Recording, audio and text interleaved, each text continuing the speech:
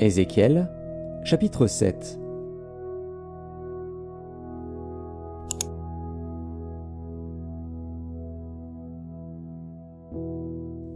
La parole de l'Éternel me fut adressée en ces mots. Et toi, fils de l'homme, ainsi parle le Seigneur, l'Éternel, sur le pays d'Israël. Voici la fin vient sur les 4 extrémités du pays. Maintenant la fin vient sur toi.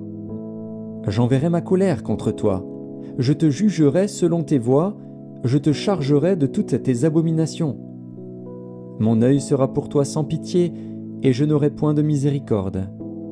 Mais je te chargerai de tes voies, et tes abominations seront au milieu de toi. Et vous saurez que je suis l'Éternel.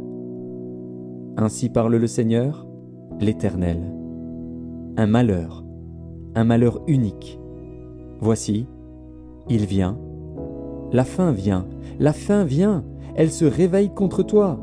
Voici, elle vient. Ton tour arrive, habitant du pays.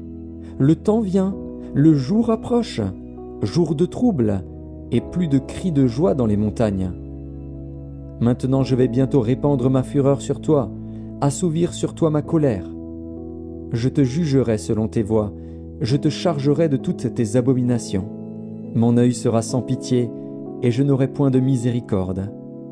Je te chargerai de tes voies, et tes abominations seront au milieu de toi. Et vous saurez que je suis l'Éternel, celui qui frappe. Voici le jour, voici, il vient.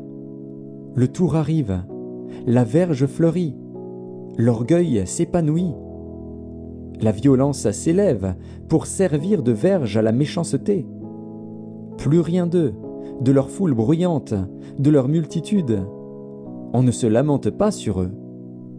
Le temps vient, le jour approche. Que l'acheteur ne se réjouisse pas, que le vendeur ne s'afflige pas, car la colère éclate contre toute leur multitude. Non, le vendeur ne recouvrera pas ce qu'il a vendu, fût-il encore parmi les vivants. Car la prophétie contre toute leur multitude ne sera pas révoquée, et à cause de son iniquité, nul ne conservera sa vie. On sonne de la trompette, tout est prêt, mais personne ne marche au combat. Car ma fureur éclate contre toute leur multitude. L'épée au dehors, la peste et la famine au dedans. Celui qui est au champ mourra par l'épée, celui qui est dans la ville sera dévoré par la famine et par la peste. Leurs fuyards s'échappent, ils sont sur les montagnes, comme les colombes des vallées, tout gémissant, chacun sur son iniquité. Toutes les mains sont affaiblies, tous les genoux se fondent en eau. Ils se saignent de sacs, et la terreur les enveloppe. Tous les visages sont confus, toutes les têtes sont rasées.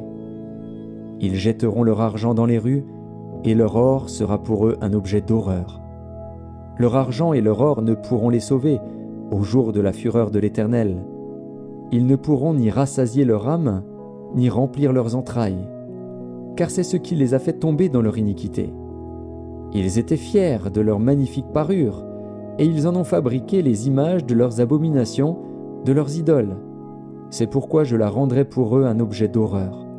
Je la donnerai en pillage aux mains des étrangers, et comme butin aux impies de la terre, afin qu'ils la profanent. Je détournerai d'eux ma face, et l'on souillera mon sanctuaire. Des furieux y pénétreront et le profaneront. Prépare les chaînes, car le pays est rempli de meurtres, la ville est pleine de violence. Je ferai venir les plus méchants des peuples, pour qu'ils s'emparent de leurs maisons. Je mettrai fin à l'orgueil des puissants, et leurs sanctuaires seront profanés. La ruine vient. Ils cherchent le salut, et point de salut. Il arrive malheur sur malheur, un bruit succède à un bruit. Ils demandent des visions aux prophètes.